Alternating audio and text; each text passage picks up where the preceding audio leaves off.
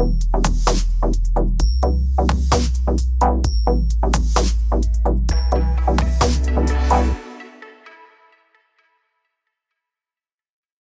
the fire. Welcome back to SMWX. And today I have yet another treat for you. I have author and satirist Lesego Tlhabi, also known as her character Coconut Kelz.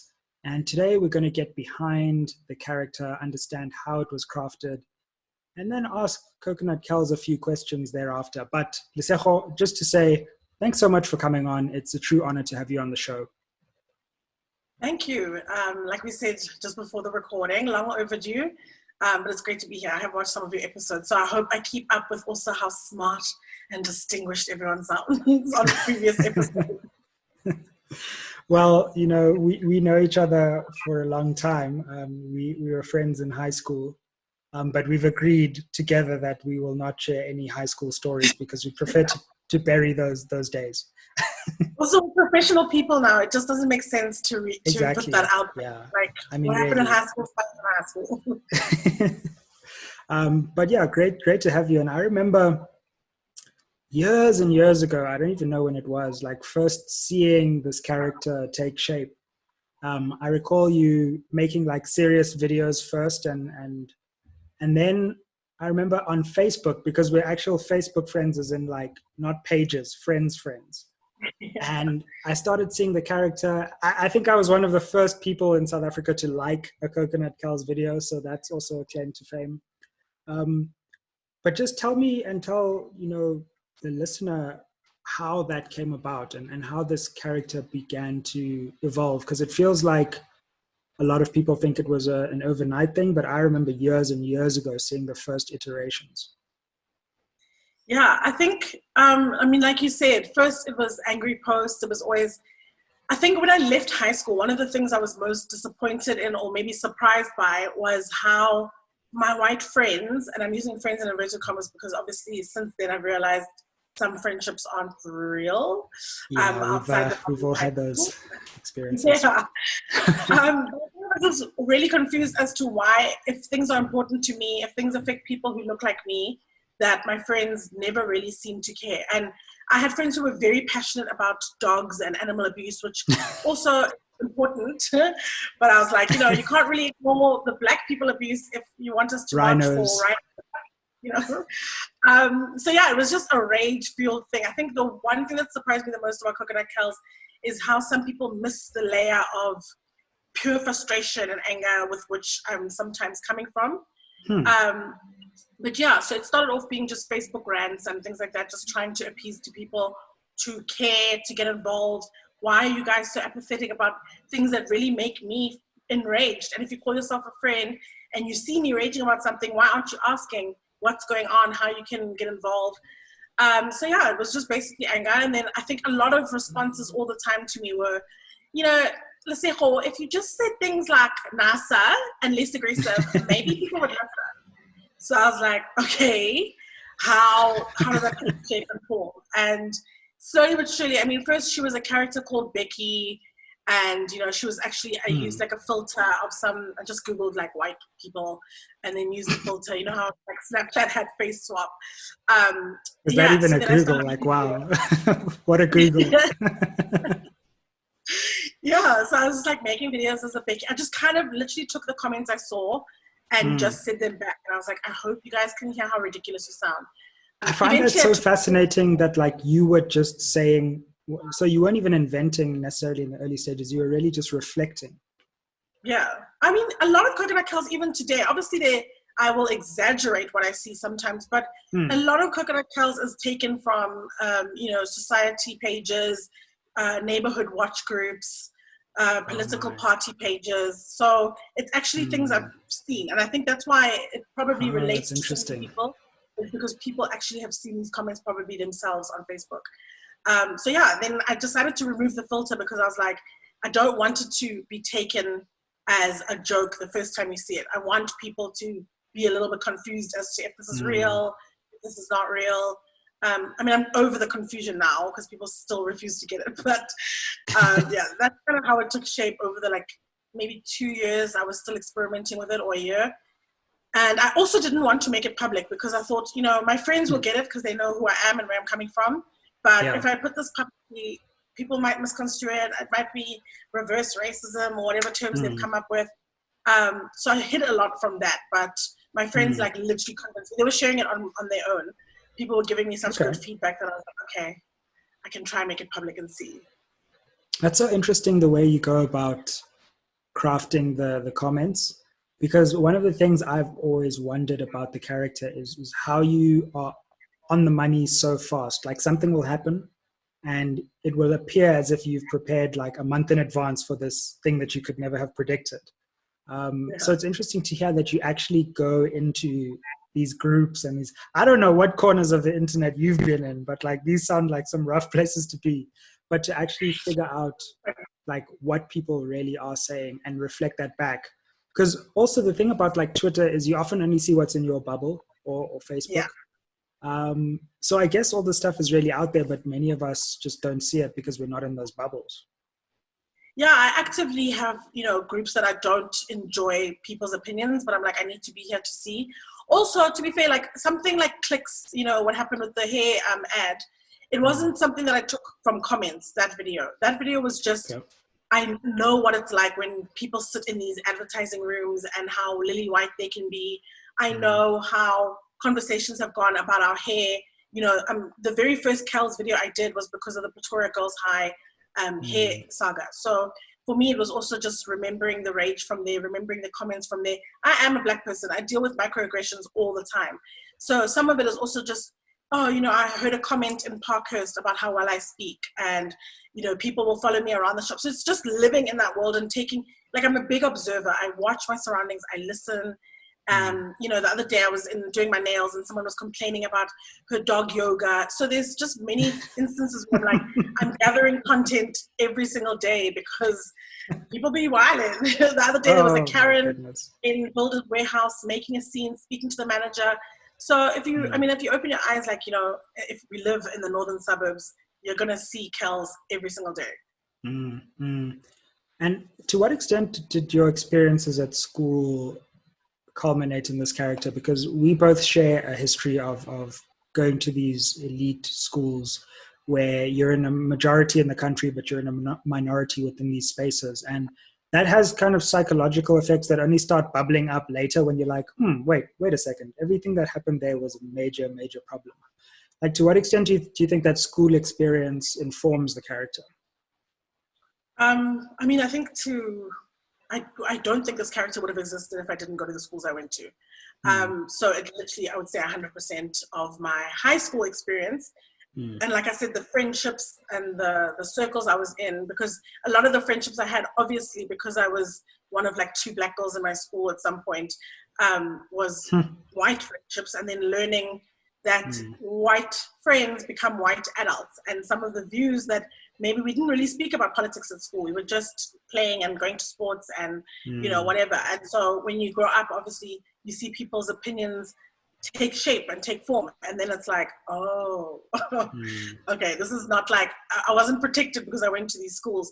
I mean, even for me, the first time I ever heard the K word was at my school with one of my best friends. And the first time I ever, you know, heard people being excluded because they live in the township was at my school. So all these comments that I heard, I think I was starting to see the bubble burst very early. It didn't take after high school for me to realize that, okay, here we're not the same. You're a Black girl and that means something different. So you heard the K word like used right in front of you? In grade 6, someone, you know, she picked up a hat and she said, oh my gosh, this smells like kaffa. And I was like, and I didn't maybe know exactly what it meant, but I knew that it was a racial thing and it was wrong. And we decided to deal with it ourselves. Like, we spoke to them with very harsh tones to the point that they're now crying and, you know, making a scene.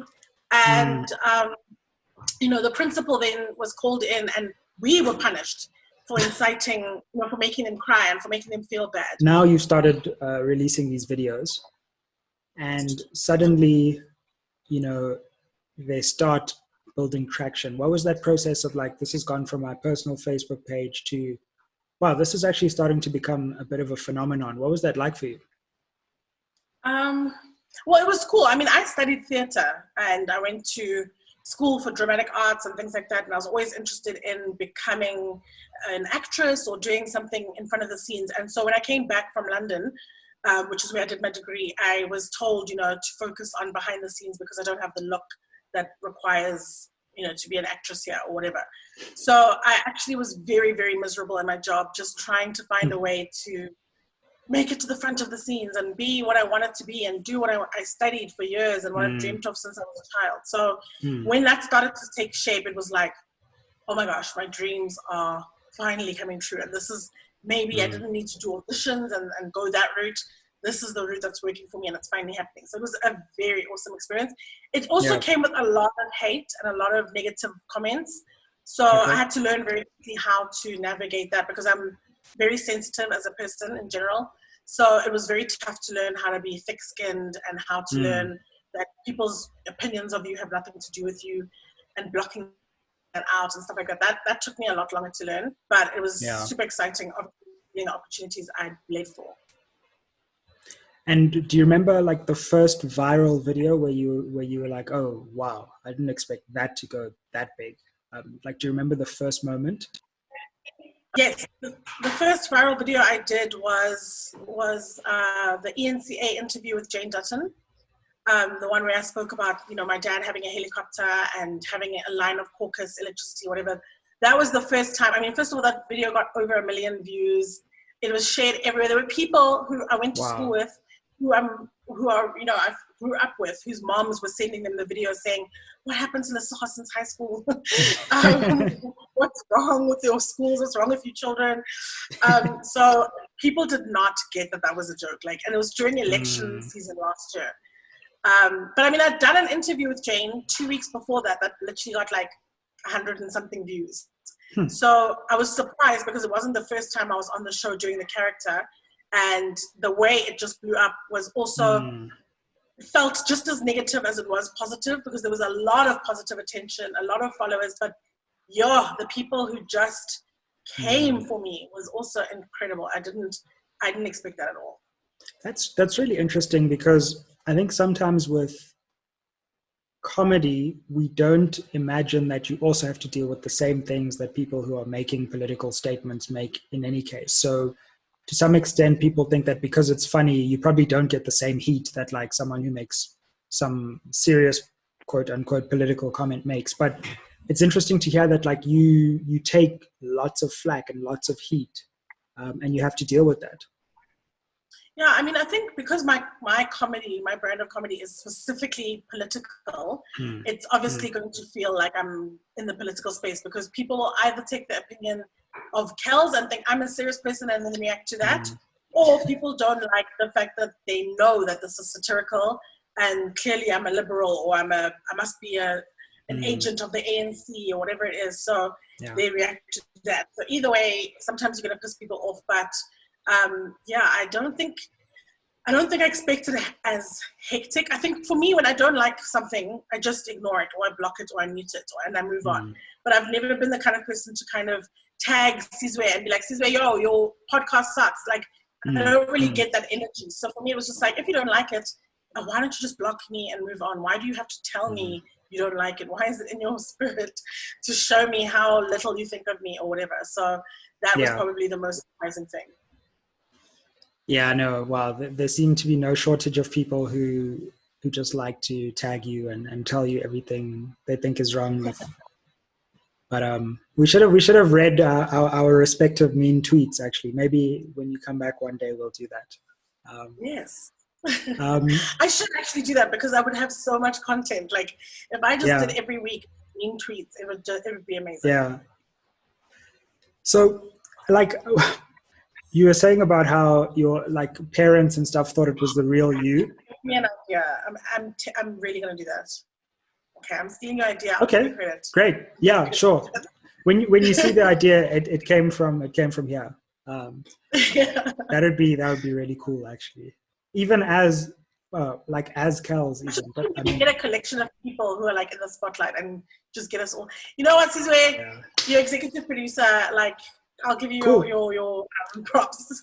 Done. # mean tweets. Look, I mean, I've got a trove, so like we can like brainstorm workshop like how the mean tweets work and like select the best ones. Yes. Down. So you were talking about, and I find this fascinating. I bet you have a trove of stories here, but like people who think that you are Kelz and don't get that this is like a satirical character that you've created. Number one, I'm interested in the white people who like see you and sympathize with you and are like, thank you for speaking for us. And then I'm also interested in like, thank you for being the voice of this generation. And then I'm also interested in like the black people who are like, oh, there's Kelz. Oh, there's the coconut who sold us all out. Like, do you have those experiences? Do you have stories? I don't have experiences with white people thanking me for my service. The white people who think I'm real tend to be like millennial, like not even, what's under millennial? Generation Z. And they call me reverse racist. And they're like, you know, actually, you're really reverse racist and you're putting the country backwards and, you know, we don't experience racism in our generation. I'm like, okay, girl, just wait to finish high school before you talk about it. But most of the experiences I have never been in person. I think people are very brave behind a profile picture and behind a keyboard. But I mean, I've seen looks sometimes, you know, people will be like, when I walk in somewhere or whatever, when I'm sitting minding my own motherfucking business, sorry, can I swear? Yeah, sure. But I just don't think anyone will actually do anything in person because honestly, I know people are braver because they think they're hidden behind a keyboard. And how do you think the character has changed over time? And how does, you know, the popularity of the character affect the way you think about Kelz? In terms of how she's changed over time, probably, I think there's pressure. Sometimes before when I did it, it was literally just me going and doing my own thing. I do think I've made it a scooch harsher, if you will, because there was a time where people were getting too comfortable with Kelz, and I think people were forgetting, you know, it started seeming like white people were like, oh my God, she's so cute and funny. And I was like, oh, okay, it seems like we're losing a bit of the message behind what I'm doing and why I'm doing it. So I try to throw bigger punches now.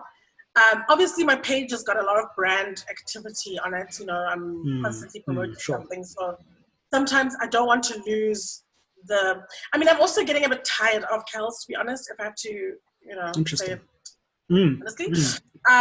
But yeah, so sometimes it's like months will go by before I'm really trying to do a video.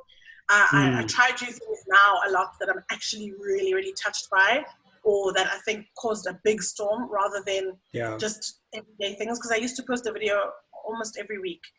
I mean, also the country was shaking 2 years ago. There's people saying the K word every day, and then there was elections. So there was just a lot of content, actually. Now it seems like people are like, I need people to be racist again. Come on, guys.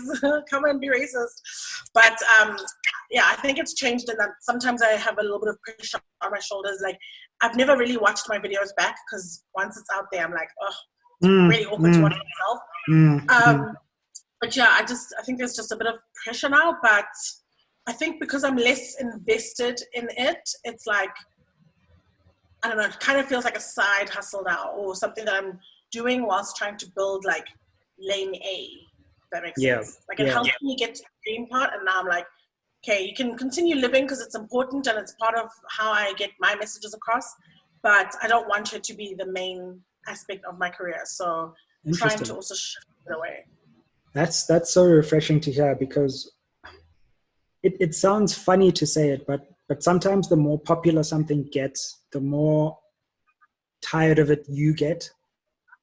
And like, the more pressure there is from all these different angles to make it something that serves the interests of not your intentions.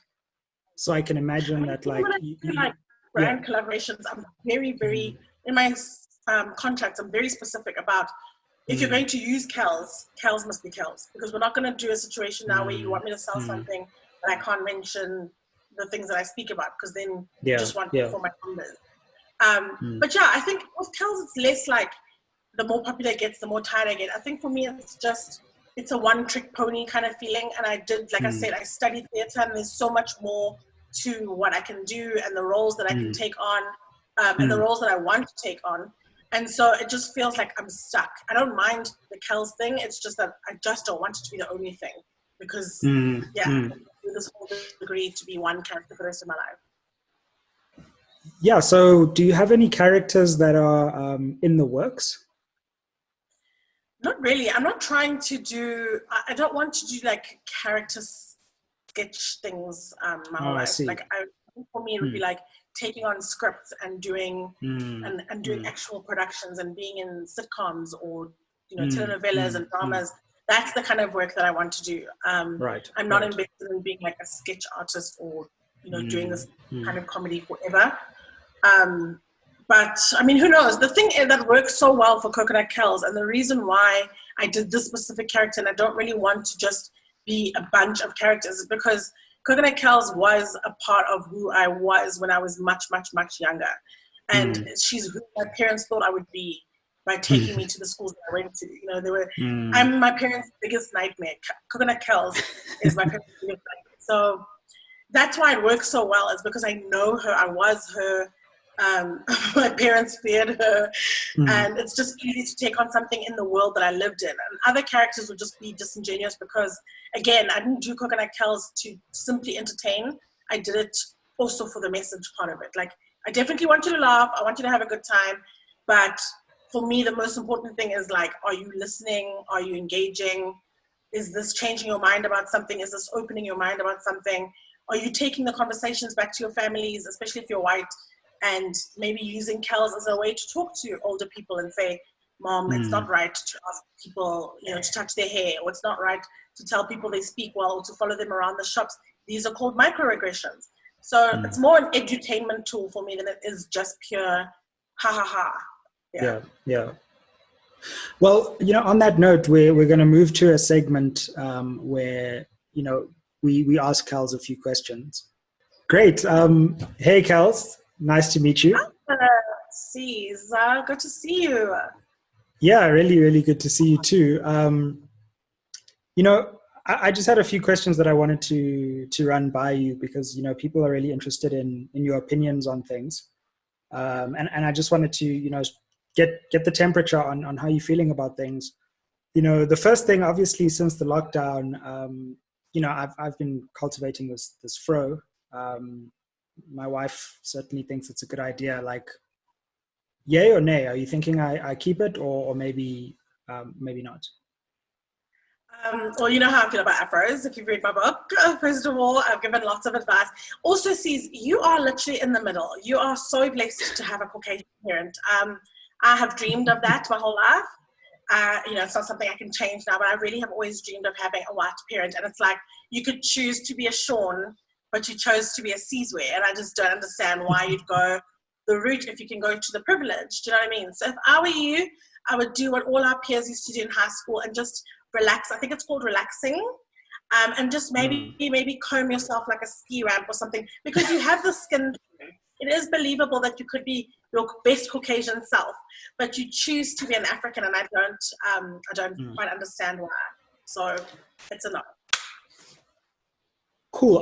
Well, maybe let's move from that because I'm kind of fascinated in your views of the American election coming up. Trump's running for re-election. How are you feeling about that? What are your views on that? Well, Trump is the best president America's ever had. It's been said, it's been recorded. He said it, but I mean, it's true if he says it. So I am definitely Team Trump.